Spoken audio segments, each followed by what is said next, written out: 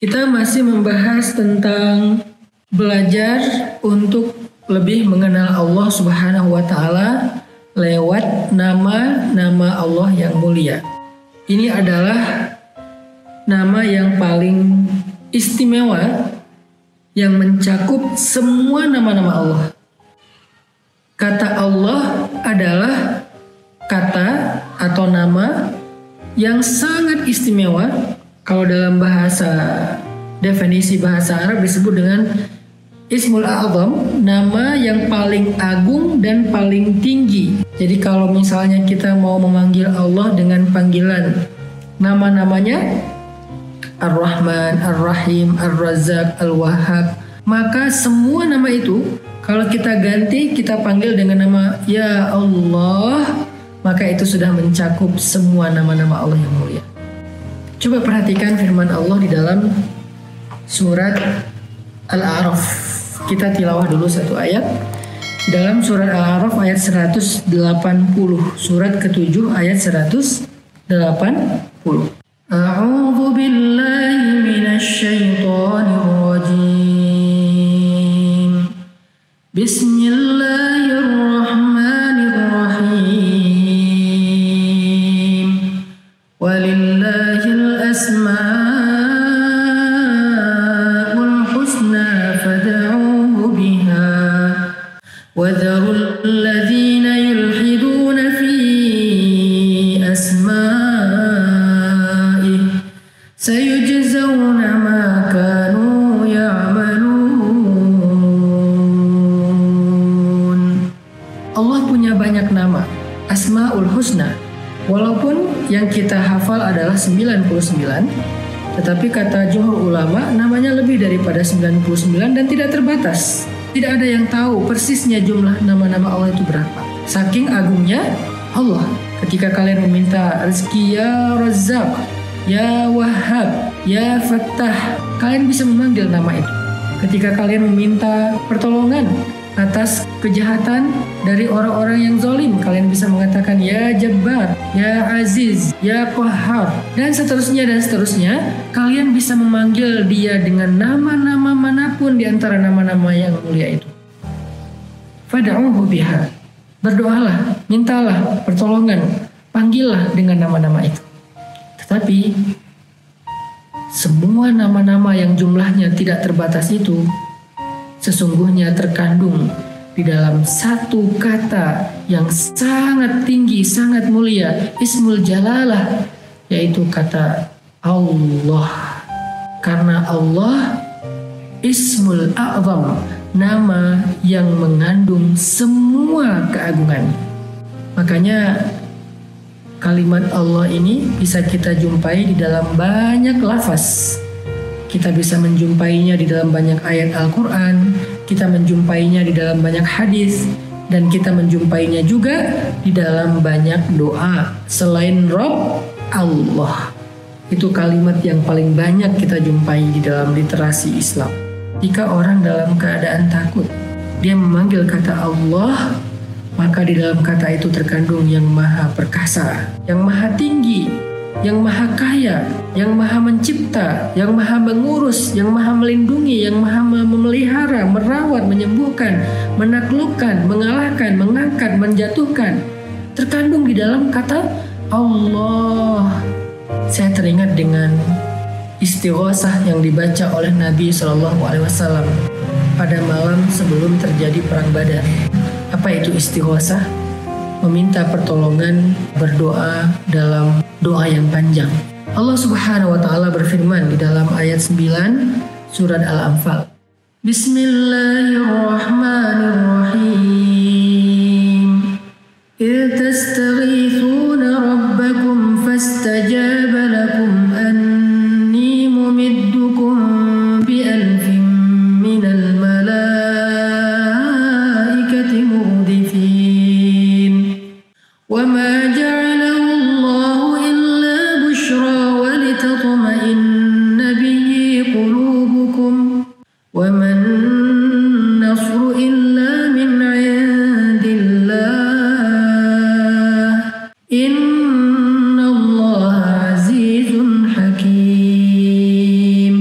Ini adalah ayat tentang istighosah di dalam Al-Quran. Tastaghithun. Jadi tastaghithun artinya beristighosah terus menerus, meminta tolong kepada Allah terus menerus sepanjang malam.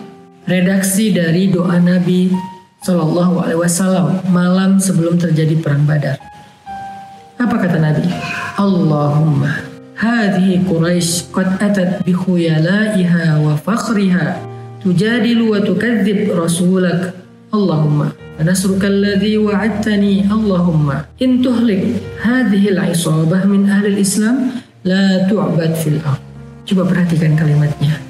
3 kali Nabi Muhammad memanggil Allah dengan kata Allahumma, ya Allah, berikanlah kepadaku pertolongan yang engkau janjikan. Fanasruka alladhi wa'adtani. Ya Allah, kalau besok hamba-hambamu, para kaum muslimin ini terbunuh binasa, la tu'bad fil ard, maka tidak ada lagi orang yang menyembahmu di muka bumi. Ya Allah, saya tidak mampu menghadapi ini sendiri tanpamu. Ulangi lagi. Sepanjang malam Nabi berdoa dengan air mata yang membasahi janggut beliau yang mulia sampai ridak beliau. Jatuh lagi, kemudian diletakkan lagi oleh Abu Bakar ke kepala beliau, jatuh lagi, diletakkan lagi, jatuh, karena Nabi terus menengadah ke langit sampai subuh. Coba kita lihat di dalam ayat ke-9 tadi. Ketika engkau Muhammad meminta tolong kepada Tuhanmu dengan kalimat Allahumma, ya Allah, ya Allah, ya Allah, fastajaba lakum. Allah mengijabah doa dan permintaan kalian.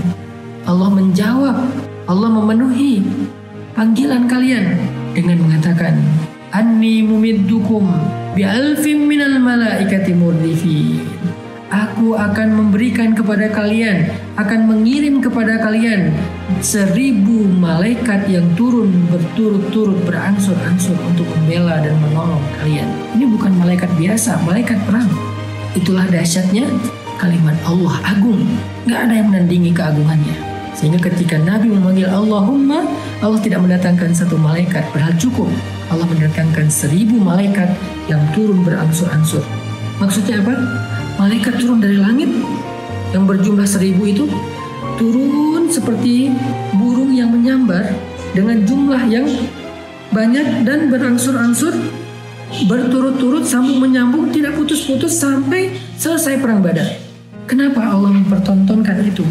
Kenapa nggak sekaligus saja? Allah ingin tunjukkan sebuah kejadian yang agung. Kalau sekaligus habis, Allah tidak memperlihatkan sebuah drama yang menggentarkan hati musuhnya. Seketika habis, Allah bisa melakukan itu. Dengan angin aja udah cukup, nggak perlu malaikat. Tapi Allah datangkan malaikat dengan seolah-olah ikut berperang bersama kaum muslimin. Jadi jumlahnya sekarang bukan 1000 banding 300, tapi 1000 musyrikin melawan 1300 muslimin dari golongan manusia dan malaikat.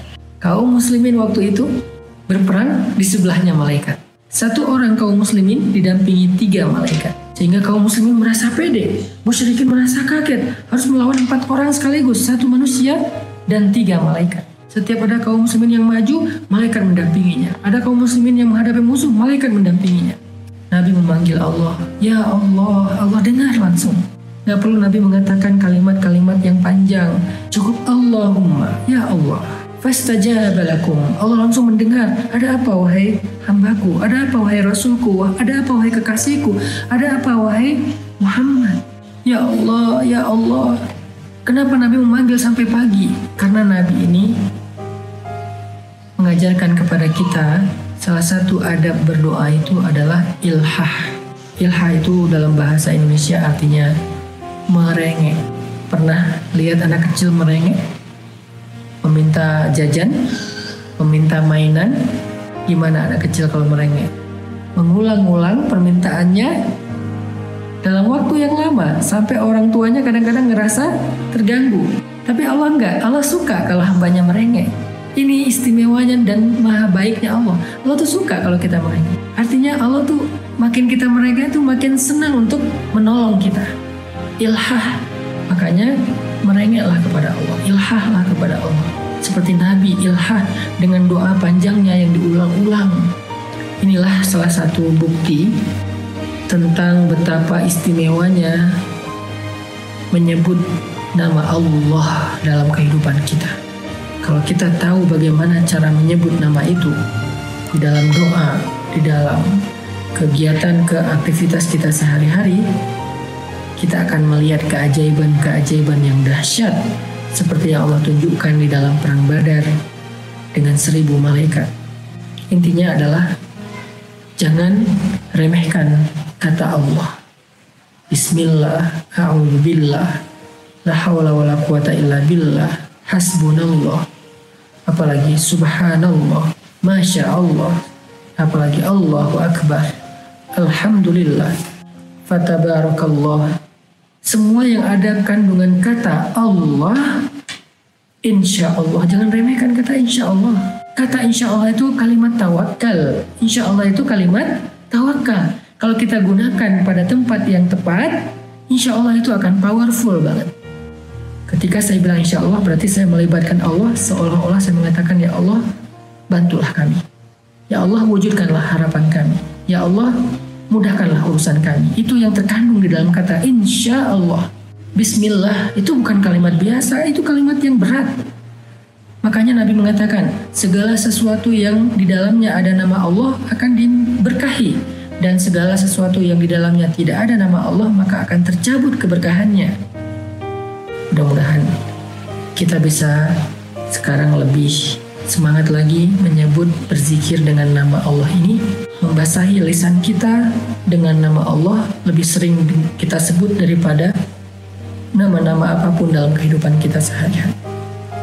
Sehingga dengan sering-seringnya kita menyebut nama Allah, Allah akan memberkahi kehidupan kita.